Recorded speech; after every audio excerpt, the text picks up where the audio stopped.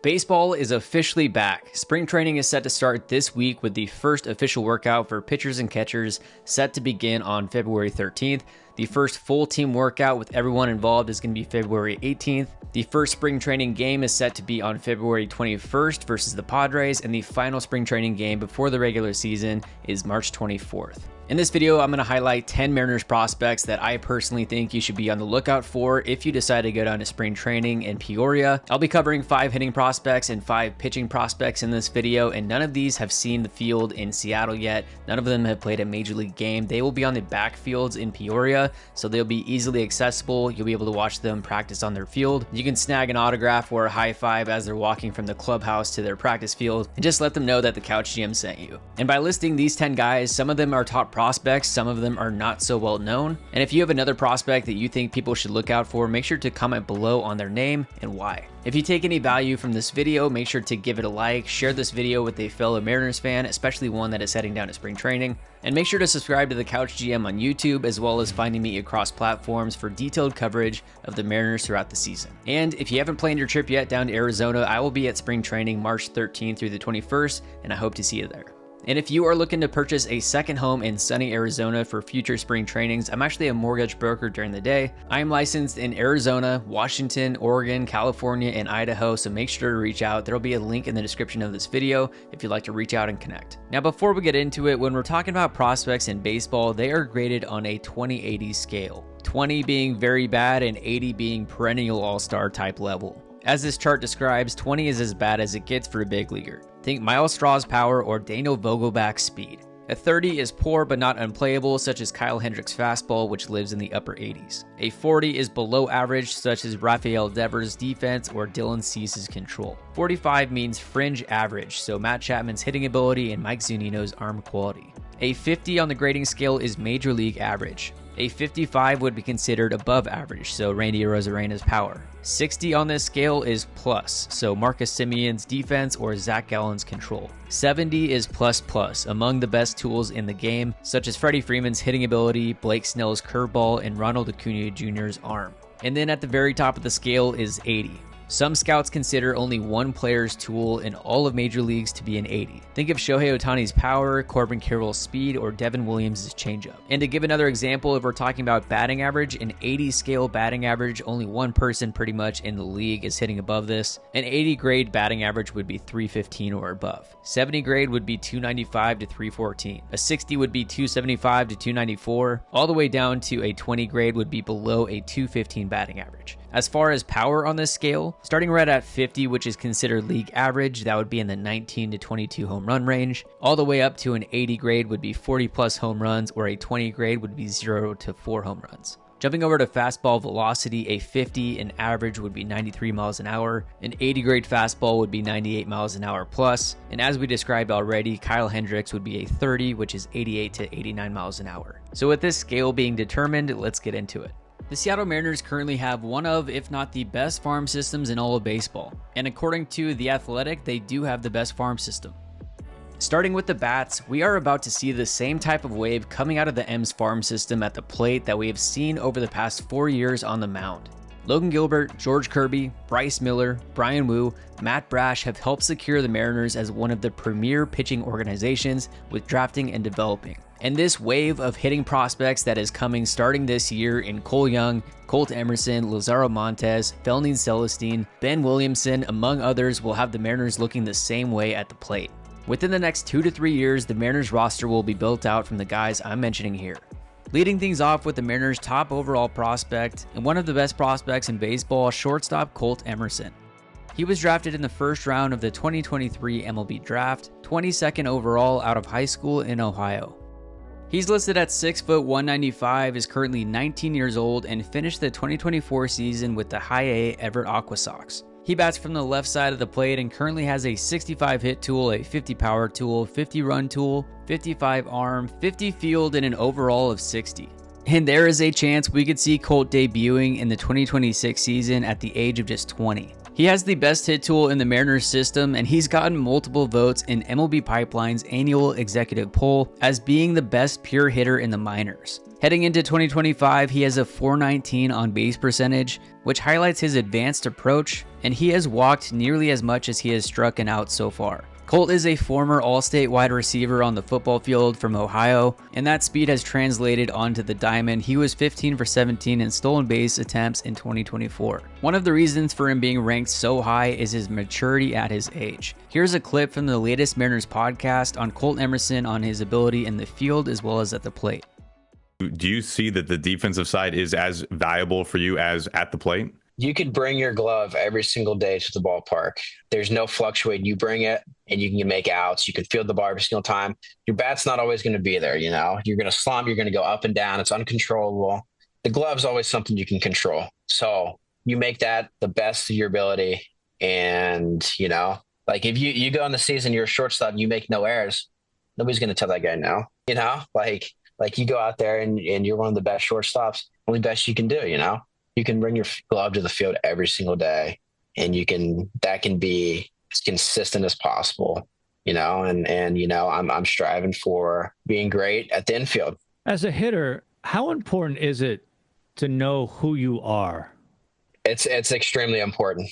Like for me, like I'm a gap to gap guy who will hit it out occasionally, but is more double singles guy, you know. If I tried to hit like Lazaro Montes, it's not going to work. It's not going to work for me like that. He's a beast. He hits home runs. Like if I go out there and try to hit the ball like him, it's never going to work. So for me, I know who I am, and I know pretty well what makes me good.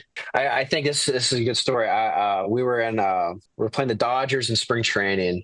I was backing up one of the games, and Ty was talking to Julio Rodriguez, and I was one seat away, and I was listening in. And I think he asked, like, yo, Julio, like what's the difference between like a minor leaguer and a major leaguer? And Julio was just like, big leaguers do what they're good at. You know, they don't stray away from what they're good at. Cause it's like, if you're trying to do something that you're not very good at, you're not going to be the best player you can be. You know, like I'm going to do what I'm going to do what I'm good at. I'm going to bang that fastball and adjust to the off speed. And when I get to 2 strikes, there's no give up. I'm going to battle, run up the pitcher's pitch count, you know, battle, and just be a hard out every single time. That's what I'm good at. And you know, the strength comes, you put the ball in the air more.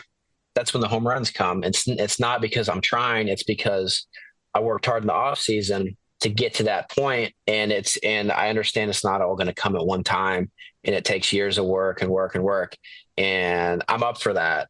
And that's what my plan is every single year, is just get, like the Mariners say, 1% better every day, 1% better. And it's extremely true. And hopefully I'm 1% better every day until I'm a big leaguer. And then once I get there, it's 1% better until you're an all-star, and then you're an MVP, you're this, you're that. And I feel like if everybody's doing that on team, there's no point that you don't win a world championship here. You don't win a second one. You don't win the third one, you know? That's just what goes through my head, honestly.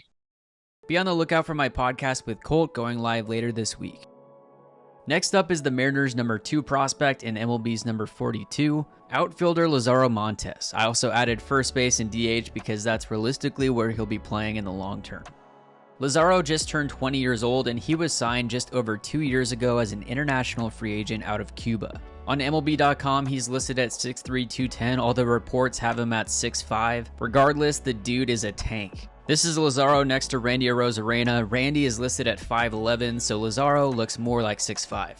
The easiest long-term comp is fellow Cuban slugger Yordan Alvarez, just because of his body style, playing type, and again the fact that he'll likely end up as a DH. But respect to Yordan, even though he's had to have multiple knee surgeries, he's one of the purest hitters in baseball.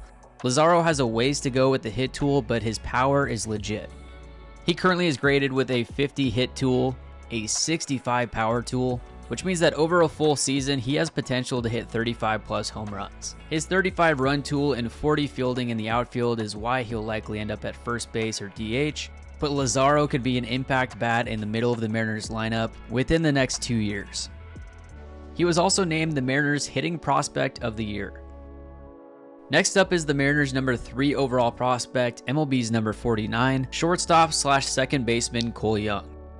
Cole was drafted out of high school in the first round, 21 overall back in 2022, and he has the potential to have an impact on the Mariners roster this year.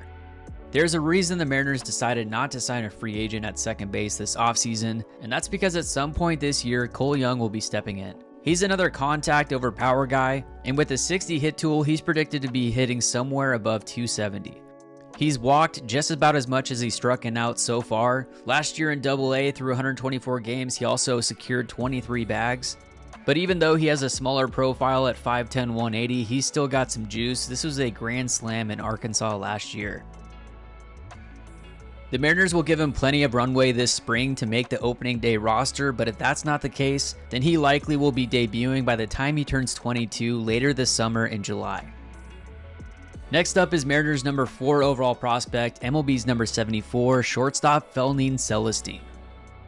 Felnin was signed by the Mariners out of the Dominican Republic during the 2023 international signing period. He was ranked as the number 2 overall international prospect during that period.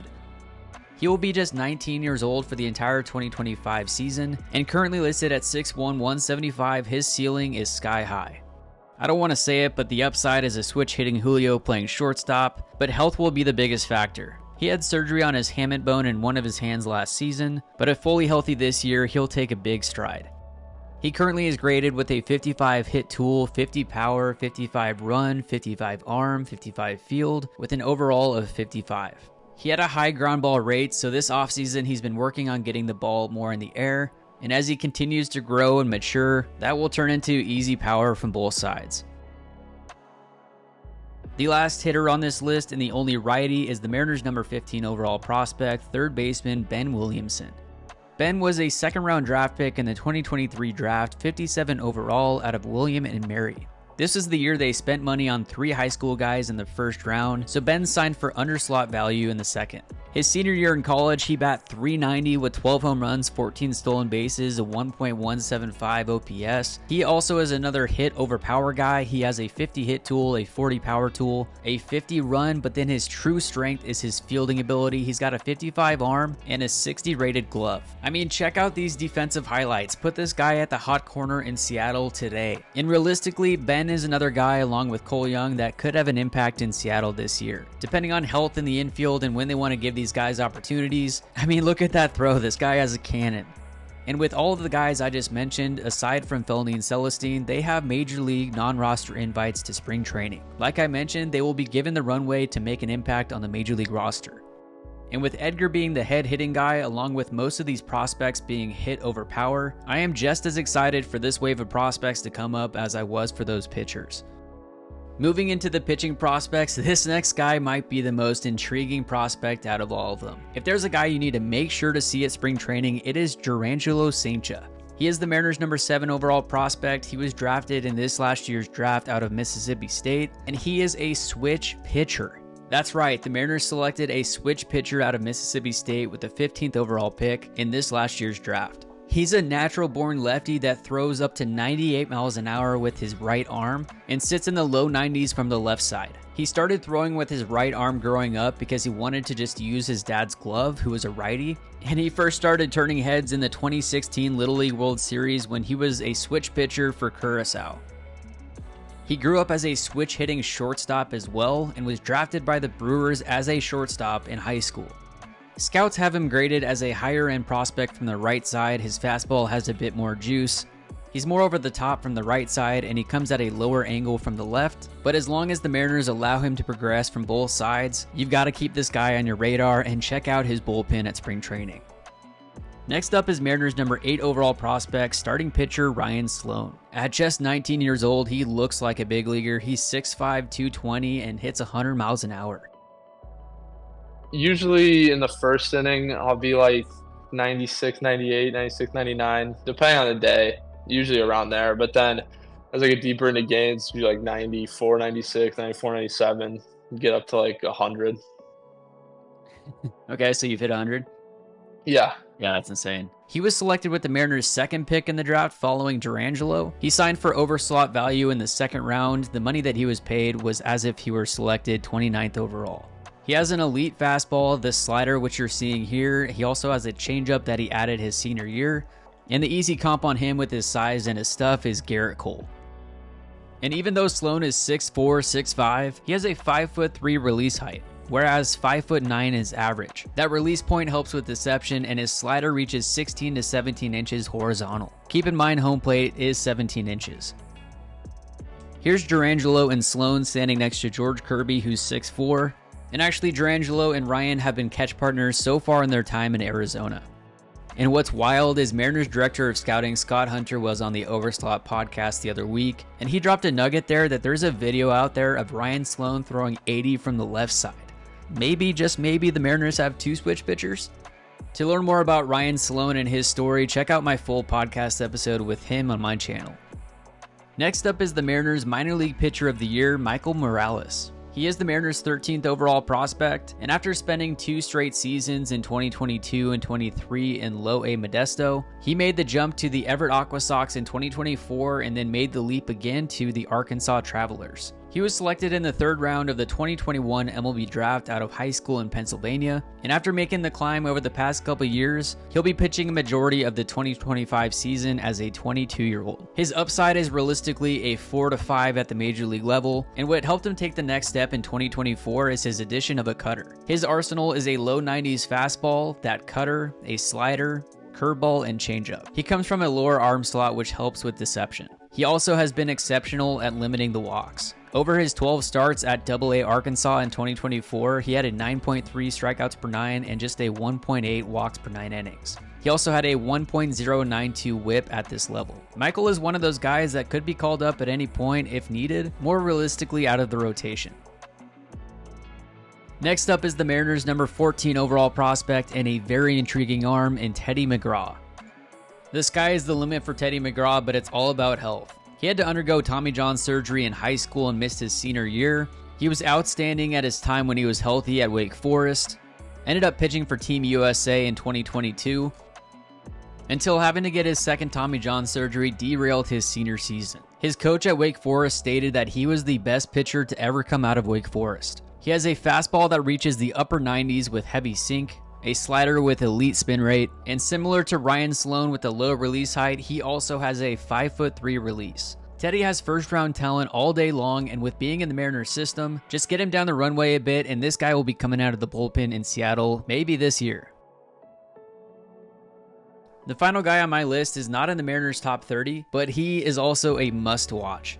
This is Mariners two-way prospect Grant Knipp. Up until his senior year at Campbell University, he was purely a catcher that hit tanks. Until one fall day his senior year, he decided to step on the mound while still wearing shin guards and pull down 95 miles an hour. Just 5 days after throwing his first bullpen, he was pitching in front of scouts at Campbell's Scout Day. He would top out at 98 and become Campbell's closer for his senior year. This is the stuff from movies. Prior to a hamstring injury, he led the country at the plate through 22 games with 18 home runs, 46 RBIs, a 1.029 slug, while also reaching 98 miles an hour on the mound. Here is the Mariners director of scouting on Grant Knipp. He identified this guy that only led the country in home runs, didn't get to catch much this year because of a hamstring injury, but I think last fall he stepped on the mound and was throwing 99 to 100, so they decided to make him a closer as well. Kid comes to the combine, we meet with him, thought he was a great personality, a great human being, and obviously a very talented kid who actually threw for all the major league scouts as a pitcher as well. We're going to try to do both with him. With a kid with this much power, I mean, there's some jokes about there's like, how do we develop this kid? Talk about maybe letting him DH and be the closer, maybe even catch a little bit. So I think time will tell what the path will actually be, but it's an extremely talented kid that has real power, can catch, probably play a little first base, but also throw 99 to 100 off the mound when he just picks up the baseball and goes at it. And if you watch video of it, it kind of looks like a real major league closer when you actually watch the video and see it. We're finding some fun players that our PD group's going to be able to work with, and I think everybody's excited about Grant. To learn more about Grant and his story, make sure to check out my podcast with him on my channel as well. And let me know your thoughts on these 10 prospects that I covered in this video. And again, if you took some value from this, make sure to give it a like, share this with a Mariners fan I hope to see at spring training, and we'll see you in the next one.